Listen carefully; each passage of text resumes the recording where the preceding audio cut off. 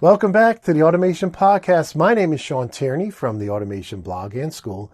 And in this episode, I meet up with two folks from Rockwell Automation, Armand Prezioso and Chris Stearns. And they come on to tell us all about their brand new line of highly available distributed I/O, FLEXHA. Now, before we jump into the podcast, I do want to give a shout out to our sponsor for this week's episode. Every week, it takes several hours to produce an episode of the show. And so I want to thank theautomationschool.com for choosing to sponsor this episode. If you know anybody who needs PLC, HMI, or SCADA training, please send them over to theautomationschool.com. And with that said, let's learn all about FLEXHA distributed I/O. Armand and Chris, thank you for coming on the Automation Podcast. I'm really looking forward to learning all about FLEXHA 5000. This is a new line of distributed I/O from Rockwell.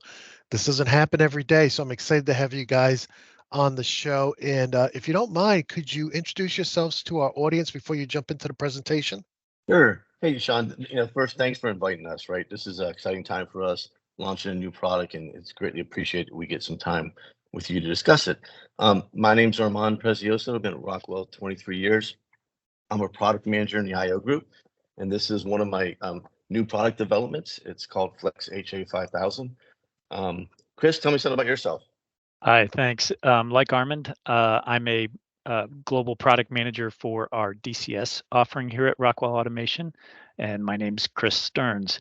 I've been with Rockwell for about 5 years at this point. Thanks, Armand. Back to you.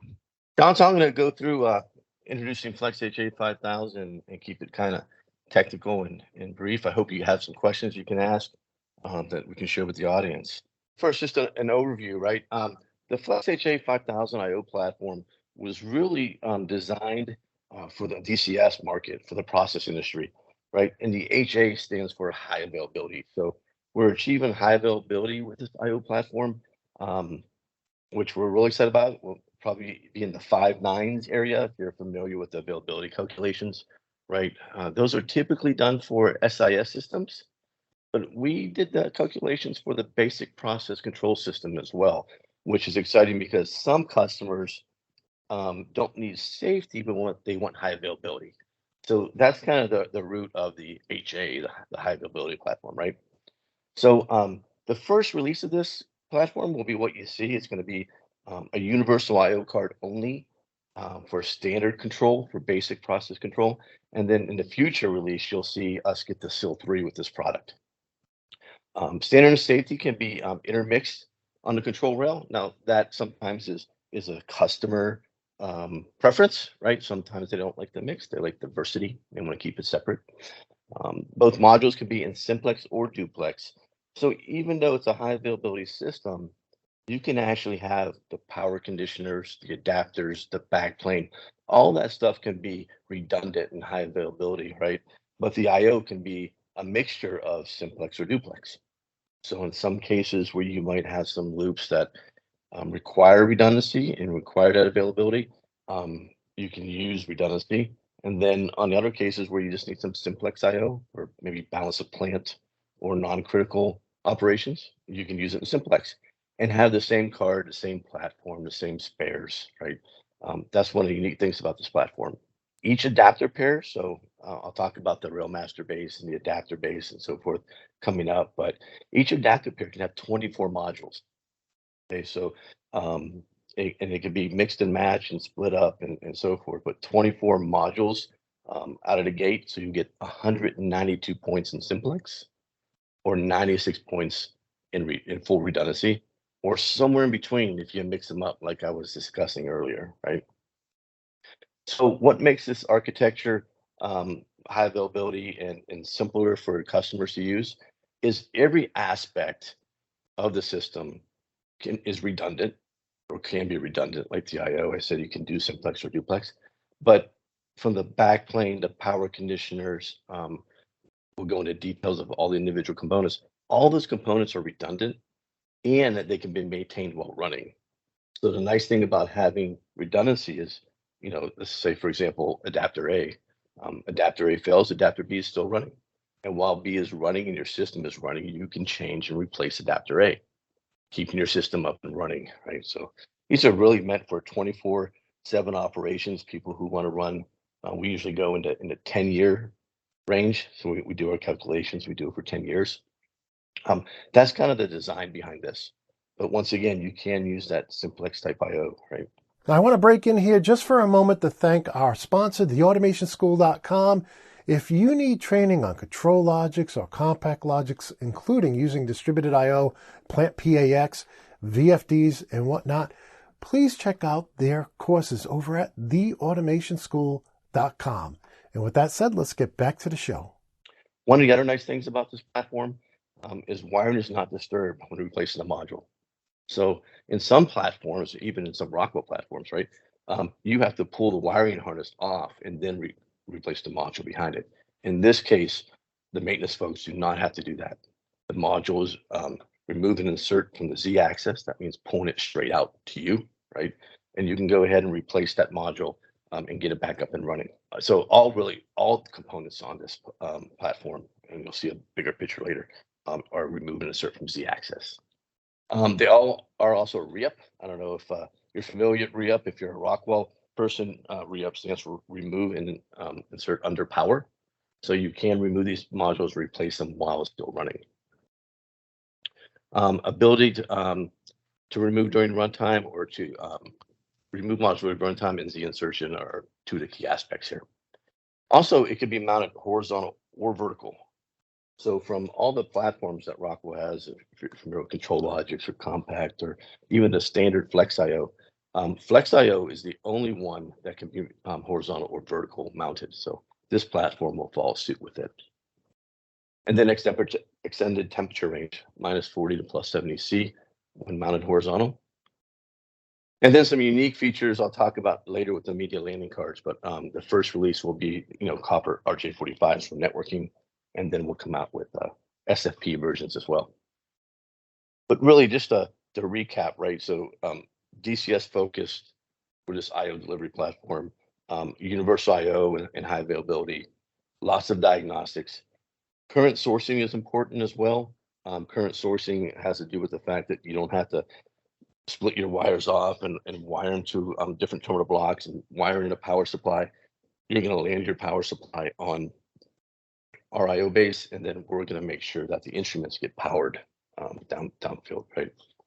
And then obviously our analog support HART, and then we'll support two of the Rockwell networks that are for high availability, and that's PRP, Parallel Redundancy Protocol, and DLR, Device Layer Array. That all will be supported with the first release. Now, just for the audience who may be very familiar with Rockwell's previous offering, what would you see this as the replacement for, as the next generation of which existing line? Yes, a good question. So this would probably be a replacement for 1715 IO. Okay. We've had that IO platform for some years now, right? Probably more than 10. But this is not a replacement for it now, and I'm not sending a message that it's going away. We have longevity levers. If you're familiar with PLC5, we're still maintaining that platform, right? And we announced that a long time ago. So Rockwell customers, I think they're well aware of how we like to support products even after we announce they're going to discontinue or to come towards the end of their life, right? To show you kind of the roadmap, I told you we had some work to do, right? The first release 1, is going to exist of the universal IO card. So that's the U8HFTXT. An 8-channel universal card, Shawn, that can do analog in, analog out, digital in, or digital out, software configurable. So you could buy a panel full of all this hardware and figure out what your IO count is later. And we'll talk to some of those advantages of using the universal IO card in doing a project while using the universal IO card. Some of the other modules you'll see here, I have kind of the roadmap or Armand's wish list of, hey, this is where the platform is going to go in the future. And there's more than this, but I don't like to put too much on the page and people get confused about what's coming up next, right? But some high density cards. I look at the market for IO, Shawn, as I have the people that like traditional IO. That's the IBs, the OBs, the IS, the OFs, right? And then I have the people who like the universal IO. And so I like to keep it different. Now, in some cases, traditional IO folks might use a universal IO card for spares, right? If you ever seen specs or requirements that, hey, I need 10 or 20% spares. kind of hard to do that with 4 different types of I/O modules, right? Hmm. But if Yep. I can give you 20% of your universal and use it however you want to use it, then it's a little more flexible for you. Also on the communication side, we'll have the adapter and we'll have a media landing card. And this media landing card is a new thing for Rockwell. Usually the adapters have the connections for the media right in them. In this case, Hmm. we've broken that out so that customers can have the flexibility of changing. I'll go into some more details about that on the next slide. But really, the first release will be the RJ45. That's kind of the most common. And then we definitely are going to get into the fiber and SFP range within the next year and a half. One thing for the audio audience is all of these modules have XT at the end. So I'm assuming that means extreme temperature. That seems to be Rockwell's XT. Is that correct? Yep. So we're in this range where we're in between a few things here, right? So extreme temperature, minus 40 plus 70. We're also conformal coding these. Nice. So in some of our IO lines, we had the standard module, and then we, in the past, depending how new of a customer you are, how old of a customer you are, we have something called CC. Those were conformally Mhm. coded. We've done some research and made some changes, and we call those K modules now. So Mhm. you have the catalog and then a K, and that's where we conformally code them. In this case, there's not K written on here, but I don't have a standard and a K, right? These are all conformally coded. That's nice. So Simplifies yeah, things. Yeah. simplifies things. I own the 1756 product line as well for IO, Mhm. and I have, I don't know, 80, 70 modules, and then I have a K variant of those modules. I got 140, right? Mhm. And it's very hard to maintain and support and so forth. So one module, it does everything. It can be simplex or redundant. It's conformally coded, and it has a temperature range. So some of the other things, besides kind of the little roadmap here that I want to mention that are very key aspects here. It works with L8 redundancy only, right? Okay. So you need to have an L8 controller, and it obviously includes the P controller, the plant PX controller. That's a must. And also, as far as the adapters go, it's the EN4TR. So it's the latest adapters as well. We're doing something, and it was on the slide before, but I want to mention it here, is concurrent communications. Later on in the slide deck, I'm going to talk more about concurrent communications. Our controller redundancy folks are very familiar with our processor redundancy, and that's an N+1 type redundancy. And just a little details for the technical folks, right? So the IP address, the primary is going to be a .0, say, at the end Mhm. of the IP address, right? And the secondary is going to be a .1. And whenever there's a switchover from primary to secondary, we switch those IP addresses in the background. So the new primary, which was a secondary, becomes .0. Mhm. And the old primary is now the secondary, is .1. And that keeps everything aligned as far as messaging and so forth. But it also has a little bump in there. And I don't remember the time. I'm not the redundancy person, but there is a little bump, right? In this case, we're doing something called concurrent communications. So both adapters, even in the controller chassis, and the two adapters in the I/O chassis, are constantly communicating to their own adapter and their own processor, and they're constantly getting updates. So when the controllers do a switchover, they already have the information. They've already had it. There's no bump. There's no IP swapping. None of that stuff. So it's something new in this platform. Pros and cons. It has a lot of redundancy features. Cons are we have some products today that don't speak concurrent communications. We'll Mhm. be working on bringing those products and having that capability in those products in the future. But there's some gotchas in the architecture that I'll discuss in the network architecture section of this presentation. All right, before we get into that, I do want to talk about two products from our sponsor, theautomationschool.com. PAC Basics is their Control Logics course, and Compact Basics is their Compact Logics course. Now, when you enroll in either online course, you get lifetime access and support. So if you have questions on anything you're learning, you can ask them 24/7, and their instructors are there every workday to answer your questions. That said, if you do buy the extended edition of either, that's the level 2 edition of either course, you get the new 2023 edition, which I'm beginning to film right now. So please, if you enjoy this podcast, this episode, and you'd like to learn more about control logics and compact logics, please visit our sponsor, theautomationschool.com. And with that, let's get back into the show. I'm going to go into a system overview where I'll talk about the individual components in a little more detail, right? A little technical, so you understand what we've done with this product, what the pieces and parts are, and so forth. I'm going to start to the left, and that there, if you're familiar with 1715, it has a catalog number of A2A. Well, A2A was a 1715 adapter base as well. So I kept some of the catalogs so that you had the familiarity with 1715 into 5015. So that whole base that it's sitting on, minus on the right, is another little base that is attached to it for expansion. Okay. This slide is showing expansion. You don't need to. You can do all these in a row. Okay, but it gets quite long. But the first adapter base, left to right, the first two things are power conditioners. So that's going to take a standard 24-volt power supply, say from our 1606s. You're going to bring power in. You're going to wire them separately. So if a wire were to fall off, it doesn't affect the system, right? So here comes that high availability stuff and redundancy stuff, right? And each power gets wired to each power conditioner, and that controls the backplane all the way down to rail, okay? The next two, they have a little purple hue to them. Those are our adapters. Remember I said the adapters don't have any media landing on it. And that's the two modules behind it, below it are called the media landing cards, the MLCs. And that, Shawn, is so that people can mix and match the media types. Oh, I bought an adapter with RJ45, but what I really needed was fiber.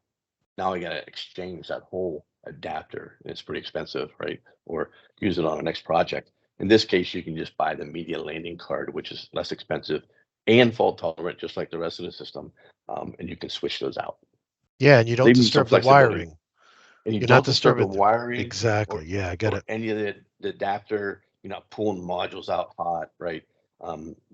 So it's kind of unique, and kudos to the hardware and firmware engineering team at Rockwell that we've had challenges during COVID. Everyone has on getting design work, getting through certifications, getting components, and so forth. And the team has done a great job with helping us design and get this product out the door. So this A2A base, right? So this is your starting base. It's like this is always going to be on the leftmost side, and this base mounts to a back panel, a metal back panel mounting plate, right? It's a metal mounting plate, absolutely. It's much larger than typically you would buy the mounting rails for terminal blocks, right? Mm-hmm. It's aluminum mounting rails, similar to that, right? But much larger. This system, like I said, mounts from the front, the Z axis. It does if you wanted to, you can actually add a new IO base online while it's running and not disturb anything else that's running. So there is a little tilt to it, but we've designed a system that you can put it into that rail, slide the next base in, and then start adding your IO and configuring it and so forth online. So you don't have to take anything down to do it. So it's kind of another unique design considerations that, hey, we want to make sure customers can add on to this product as it's going through its life cycle, right?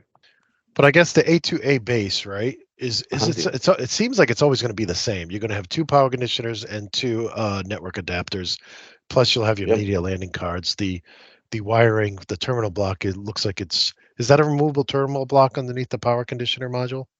It is. So there's three terminal blocks there. Let's touch base on that real quick, right? Okay. So you see some slim ones, right? Yep. And that's where you mount your external power supply coming into our power conditioners, right? So that's meant for 24 volts. So customers, maybe using our 1606s, obviously we're going to recommend and test those, right? But you're going to land your 24 volts there. The larger one in the middle is actually the same terminal block that we use for our single or simplex IO, right? And what we did here is, so in the past, I did a lot of things for Rockwell. I was in sales. I did some engineering stuff and so forth. But every time you make a panel, you always have to bring some digital inputs in and maybe one digital output. So you might want things like door open, or you might have a temperature switch inside there that has a contact that closes. All our 1606s have DC OK contactors that close. Some of our our network adapters, or not network adapters, but network switches also have that DCOK. And you can bring 16 dry contact inputs in through the adapter base and bring it into the Plant PX system and diagnose what's going on with that cabinet without using any of your IO points. Okay, that makes sense. Yeah. Yep. So that was one of the things, like I said, every time I designed a panel, it was always, well, I have a 10 slot chassis. One of them is going to be Mhm. used for the diagnostic inputs. I only have Yeah. 9, right? Yeah. So that was the thought around it. One thing to make sure I mentioned is this adapter base that we're talking about. It can handle up to 6 quad IO bases, which means 24 modules.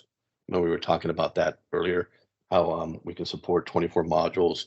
And if it's universal, it's 8 points. So that means it can be 96 if they're all redundant, or 192 points if they're simplex, right? Or Okay. somewhere in between. And that's only because this first release is an 8-point card.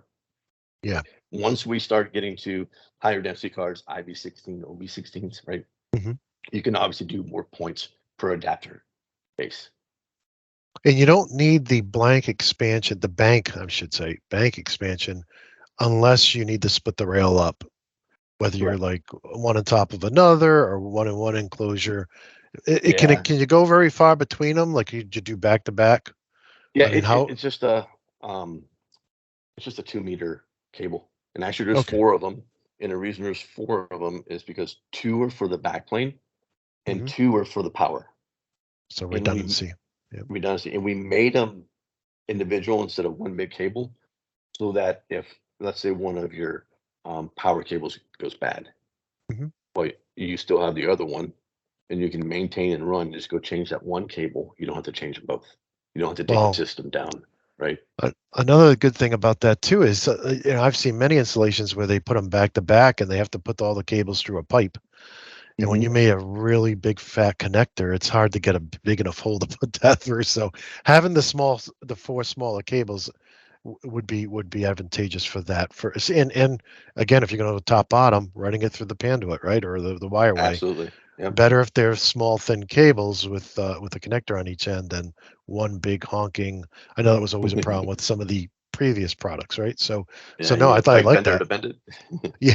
So that's what it feels like sometimes. Yeah. Yeah. Right, right. So, all right. So this makes sense. This makes a lot of sense. And again, all the modules here for the audio audience are separate from the terminal blocks. So on the base, you plug in the IO module, but you also have on the base a terminal block, kind of like FlexIO, but it doesn't look anything like FlexIO, but kind of like that. So you can swap out cards, adapters, power conditioners without disturbing any wires, which is awesome. Correct. Yeah. So let's talk about that quad IO base for a second. Okay. Right. So after you had those bank expansions, you can see that they're 2 slimmer bases that go down to plug the cables in, right? And then hmm you start that quad IO base.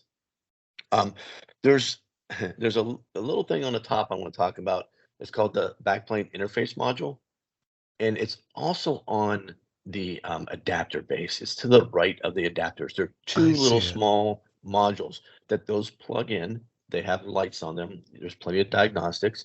They are removable and start under power. What that did is that removed all the backplane components that we might have had on some of our other products. hmm So the backplane is truly traces, right? So there's no components on the backplane that could fail for you. We moved them all into those modules that can be replaced. So once again, going into that high availability, fault tolerant, keep it running, let the maintenance folks be able to change things while it's running, and don't leave a single point of failure that will bring down the whole chassis, right? So every single chassis, whether it's the adapter base or backplane, the quad IO Mhm. base, they have 2 a redundant pair of these backplane interface modules. Are these all the same? Is it like They're all just the same. one BIM? Yep, there's just one part number.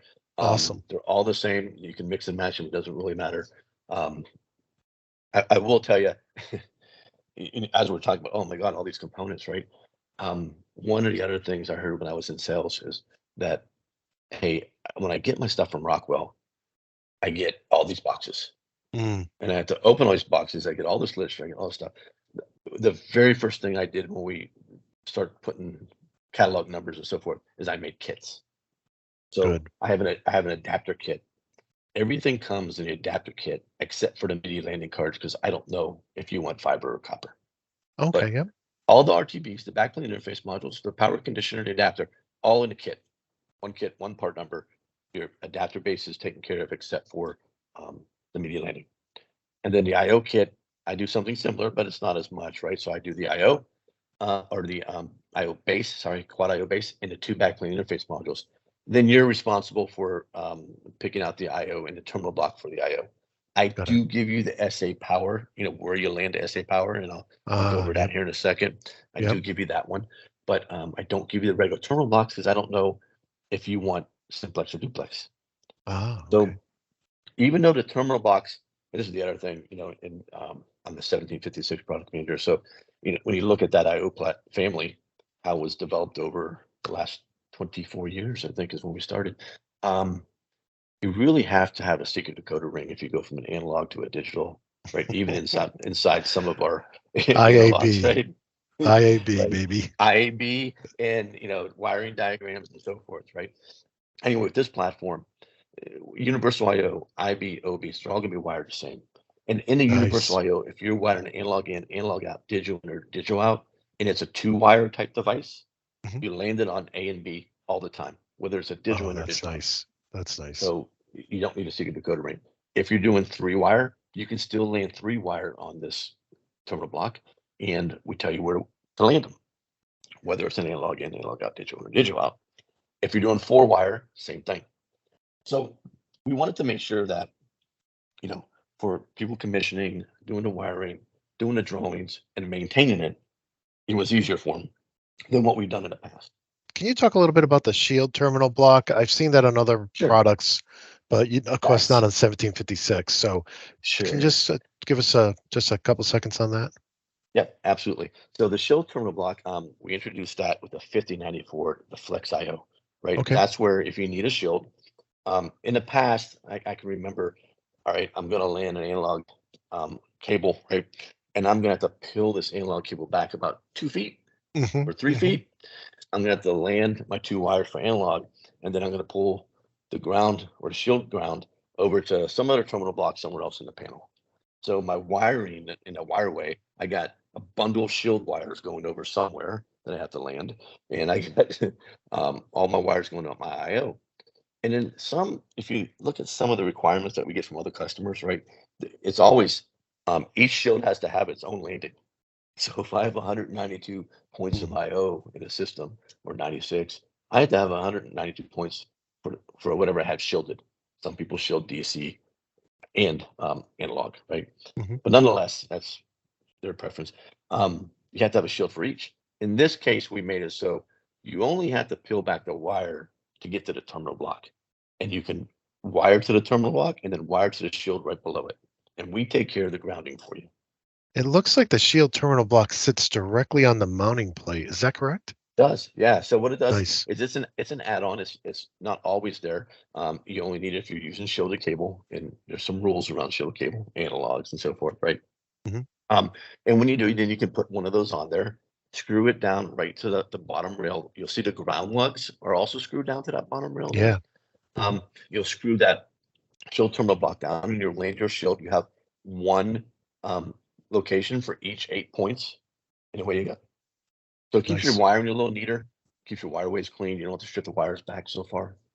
All right, let's go into some of those terminal blocks down there. I wanted to talk to you about the SA power. That's actuator power or field power. You can have all kind of terms for it, right? But we're gonna power the loops and 2-wire control. So when your instrument needs 24 volts, all you do is land on that small strip there. It's just the same terminal block that you have for the adapter base for the power conditioners. Same part number, everything. You land your 24 volts. The module picks up 24 volts from there. It isolates it per the channel because these are all isolated cards. And we're going to supply loop power out to the instrument, whether it's analog in, analog out, digital in, or digital out. The other nice thing about it is, and I'll show you maybe a different picture of this later, but at the end of this rail, and I apologize for the audio audience, but there's another little slice there, and that's a cover because it's the end of the rail. So we just covered up that. But you can land another SA power there, if you wanted to. You can also land a jumper that's already done for you. It's a plastic part that expands over to the next quad IO base because that SA power rail can handle 20 amps. So Oh, when you're nice. using analogs, so you don't have to keep on landing SA power. You can land the redundant power supplies once and then jumper down the rail. If you want to individually fuse and power each quad IO base, you absolutely can. If you don't want to, you don't have to. So 20 amps, that's quite a bit. That's good. That's When you're good. I know. talking when you're talking analogs, absolutely, or 24-volt DC inputs or outputs, that's a lot. But when you start getting into you know, high current DC outputs, or when you start getting into high density Mhm. digital outputs, you're probably going to have to be forced to go to landing DC power there. If I give you 8 amps per card on a DC output of 16 channels, you can get to 20 amps pretty quick, right? Hey, so quick question on that plastic cover on the end. Does that Mhm. come with the adapter base? Yeah. So the kits have everything you kind of need, and I strategically put parts and kits that I think you would need for a whole system, and I strategically left stuff out of just a quad IO base so that you weren't throwing parts away. Mhm. So the SA Power blank or the SA Power cover comes with the adapter base. And the Good. reason for that is you're always going to have an end of the rail somewhere. And Yes, exactly. I'm giving you one. Now, I don't know if you're going to have an end of the rail per quad IO base, or if Mhm. it's just you're going to go, 3 quad IO bases, you have the end of the rail. I'm going to give you one with the kit, and then you can buy them as you want to buy more SA powers. Yeah, that's good. It's like the end cap on some of the other product lines. You always Correct. needed one, Yep. and it was always great when it was included, like with the brick PLC, the L23 or something. So, all right, good. Yep. And then, okay, so let's look at the regular terminal blocks for a landing field wire real quick.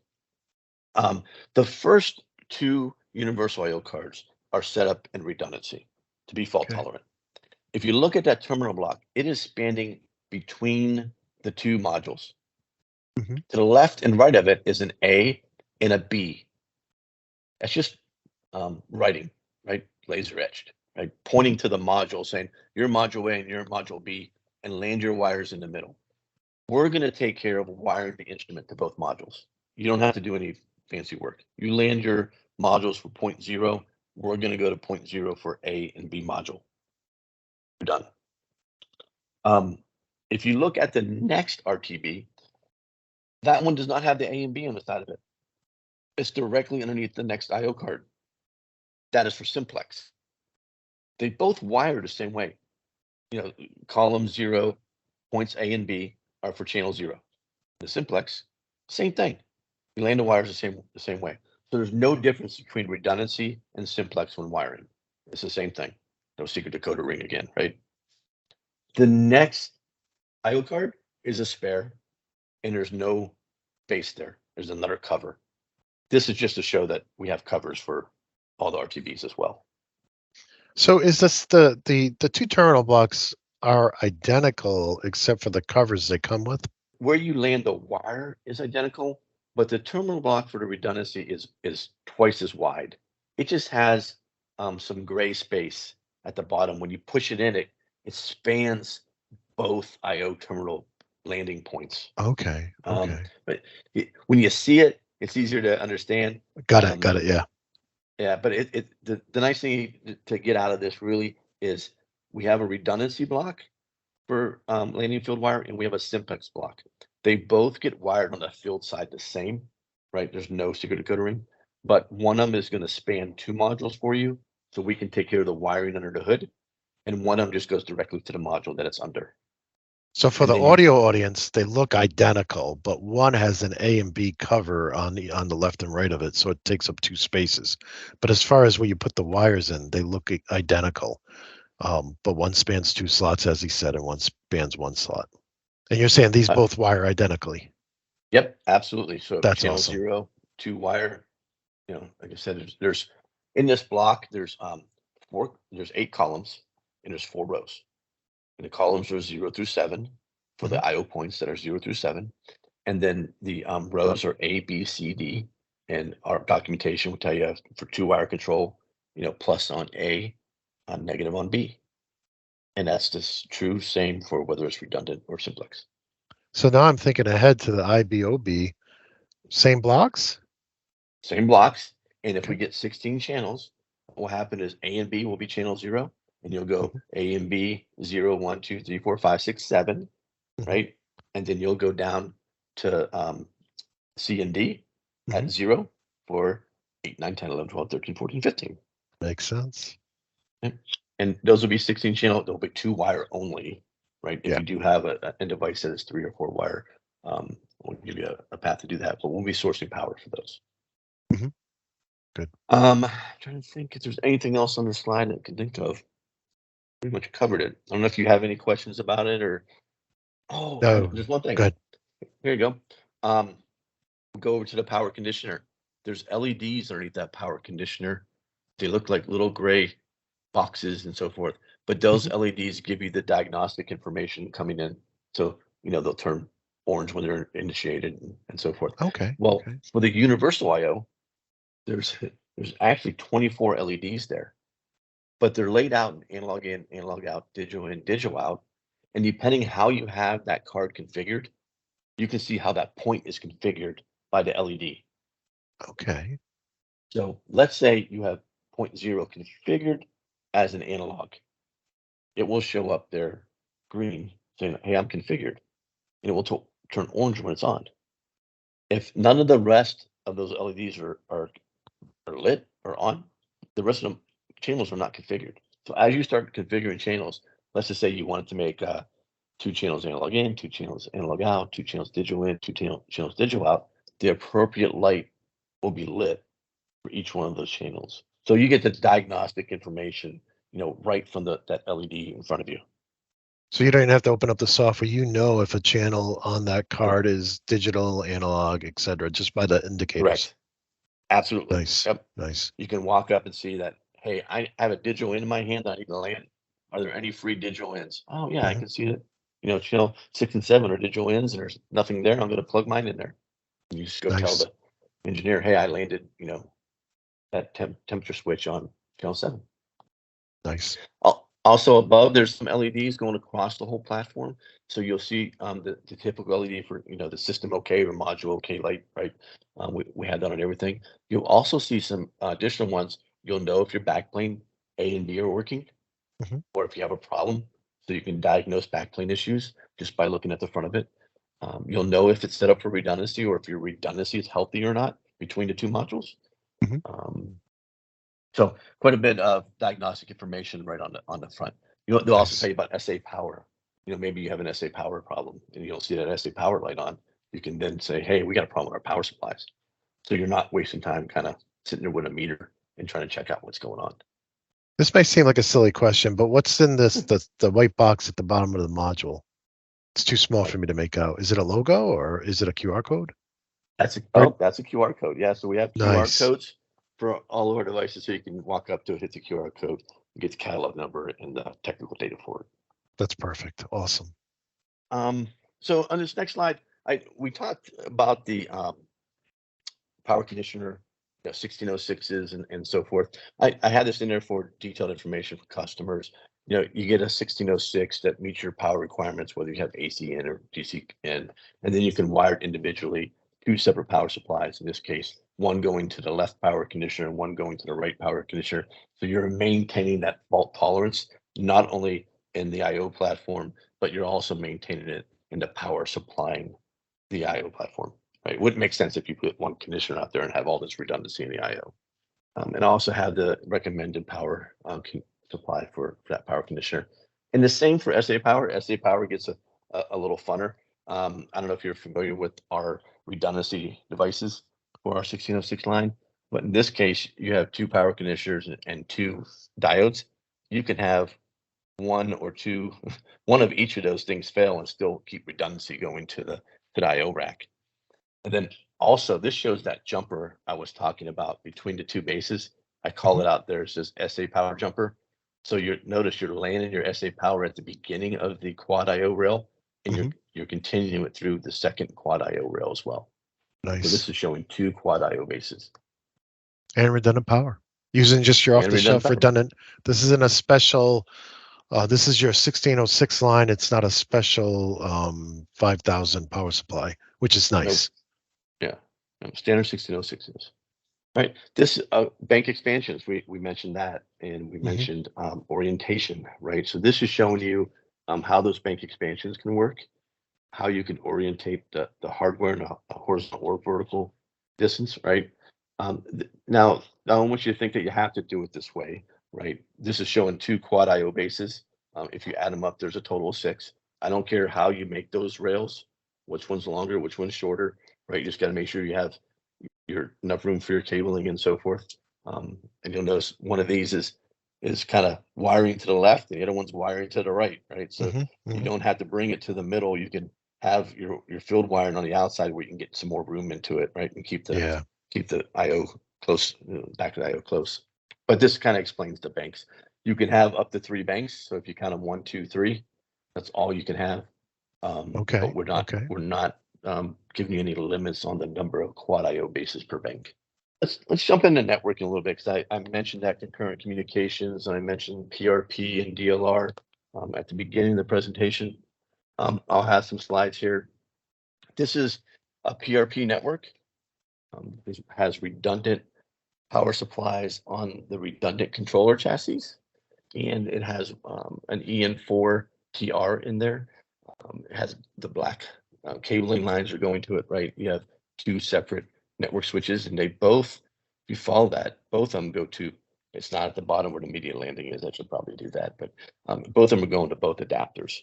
So you have 2 paths from both adapters going to both adapters and IO continuously, right? So there's no IP swapping. So this is an example of PRP. Just reiterating, the EN4TR is the only one that will work with concurrent communications, and L8 controller and L8P in particular are the controllers that you need to have for 5015. Yeah, and just to throw out there, the switches, you have to have PRP in the switch to do this configuration. It will not work with a regular switch. You would actually get some errors, lots of errors. It wouldn't work. You need to have a switch that's familiar with PRP. Absolutely. Yeah. Yep. The other thing I didn't mention is version 35 and forward. Okay. So version 35 of Logic Designer is already out, right? It's been out since November, and you can go in there and see the IO in there and configure it and so forth, and you can see how you can change the IO from analog in, analog out, digital out, digital in, pretty seamlessly. Matter of fact, towards the end here, I'll give a link to the landing page for 5015, and on there is a video showing you how to do it. All right, next, the good, the bad, the ugly. Right now, the only thing that speaks concurrent communications is 5015, right? If you want to put logics in with a 5015 system, you have to have another adapter and the controller chassis. That one will speak non-concurrent, and then the other one will be configured for concurrent communications. They can reside on the PRP network. They can reside on the DLR network, but one adapter is talking to 1756 and the other adapter is talking to 5015. That's important to know, that you're going to have you're going to have an EN4TR dedicated for your FLEXHA IO today. And eventually you're going to see probably 5094 and 1756 adopt concurrent communications, and that additional adapter will go away. But for now, this is one of the things that when you're designing a system, you need to be aware of. Yeah, it would be, in my experience, uncommon to mix the IO in a new application. Yeah, but it all depends. You want to have that flexibility.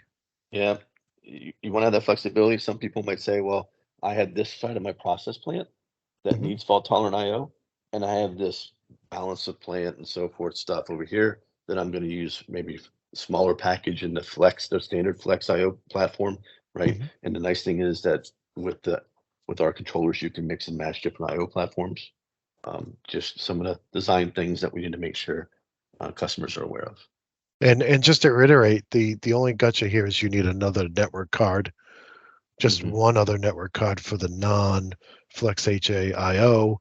They can coexist on the same switches. We're using the same Ethernet network, same switches. We just need a separate card in the redundant chassis. Correct. Yes. Cool. All right. And then this is showing DLR.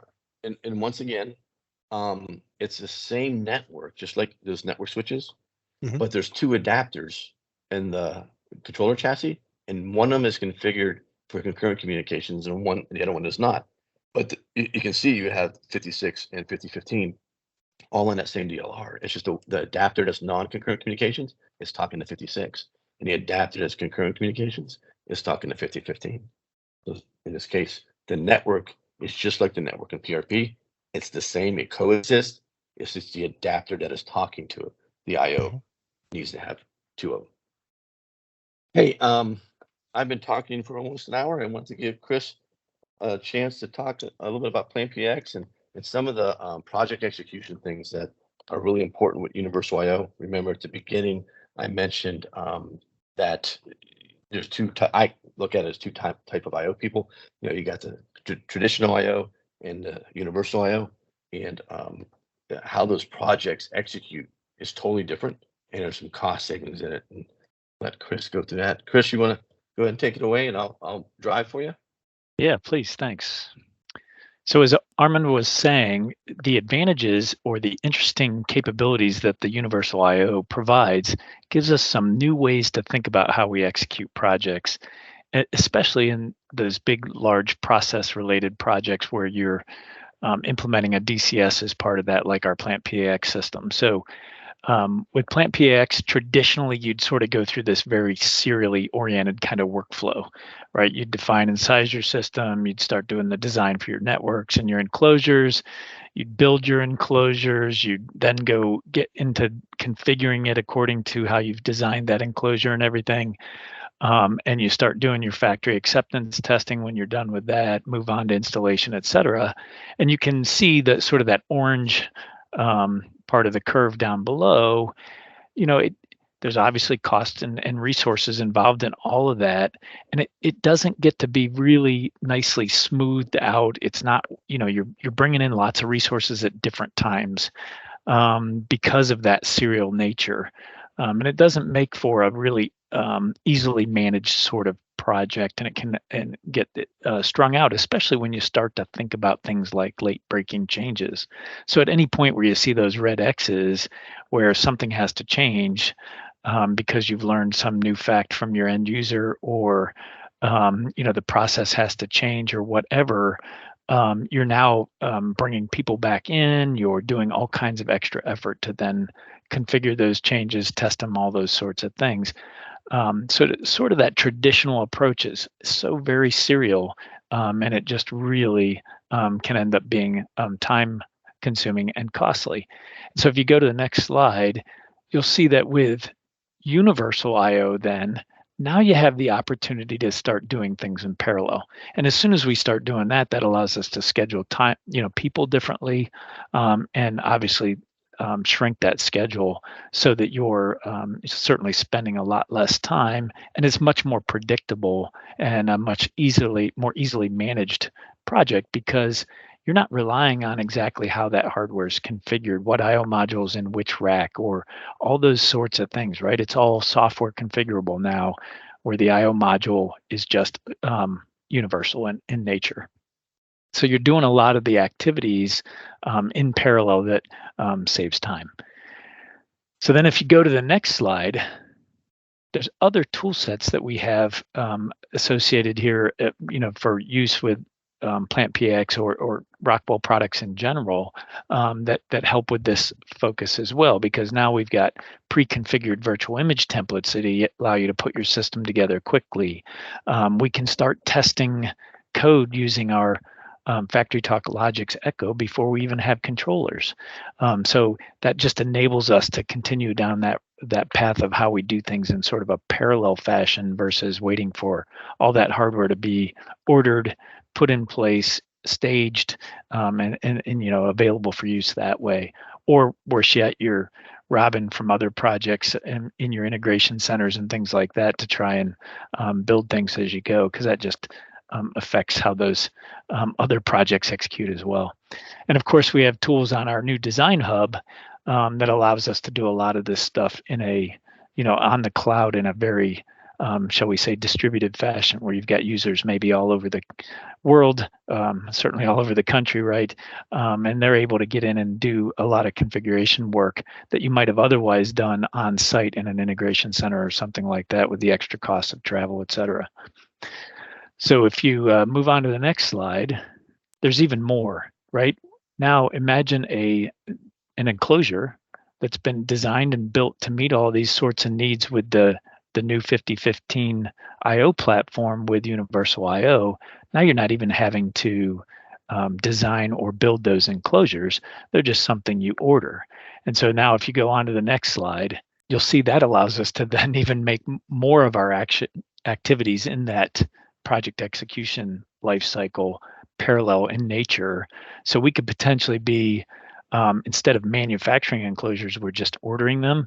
They could even be installed before you've even gotten to the point of doing, say, factory acceptance test completions, right? So there's a whole lot of things that can happen in that project that's only going to, again, shrink that time frame of that project and make your costs much more understandable and predictable, so that you can execute efficiently and most importantly, quickly.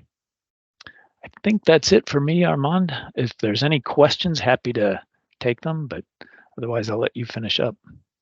Yeah. So what Chris just mentioned is really important to some of our customers. I think really all of our customers. It's how do I reduce the risk of my project execution?